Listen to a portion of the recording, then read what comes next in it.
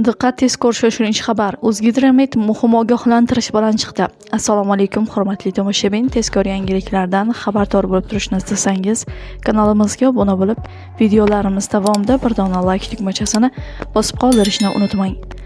O'zgidromet tezkor ogohlantirish bilan chiqdi.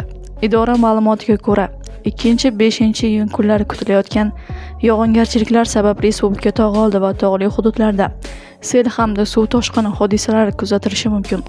Xususan, xavf quyidagi hududlarda ehtimol qilinmoqda: Qashqadaryo viloyati, Yakkabog', Dehqonobod, Chiroqchi, Kitob, Shahrisabz, Qamashi va G'uzor tumanlari; Surxondaryo viloyati, Sariosiyo, Uzun, Oltinsoy, Denov, Bo'yson, Sherobod, Sho'rchi, Qumqo'rg'on va Muzrabot tumanlari; Samarqand viloyati, Urgut, Samarqand, Bulung'ur, Nurobod, Qo'shrabot, Kattaqo'rg'on, Payariq, Jomboy va Ishtixon tumanlari; Navoiy viloyati, Xatirchi, Navbahor, Nurota, Konimeh va Karmana tumanlari; Jizzax viloyati, Zomin, Baxmal, G'allaorol, Sharof Rashidov, Forish va Yangiobod tumanlari; Toshkent viloyati, Ohangaron, Bo'stonliq, Parkent, Piskent, O'rta Chirchiq va Yuqori Chirchiq tumanlari, shuningdek Angren va Olmaliq shaharlari; Namangan viloyati, Pop, Kosonsoy, Chortoq, Chust, Namangan va Yangiqo'rg'on tumanlari; Farg'ona viloyati, So'x, Shohimardon, Farg'ona va Beshariq tumanlari; Andijon viloyati,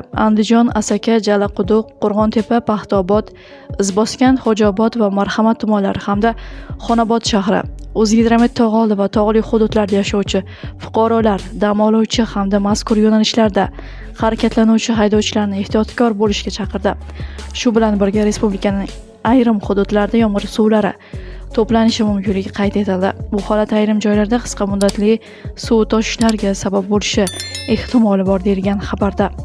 Hurmatli tomoshabin, video haqida o'z fikrlaringizni izohlarda yozib, kanalni yo'qotmaslik uchun obuna bo'lib qo'yishni unutmang.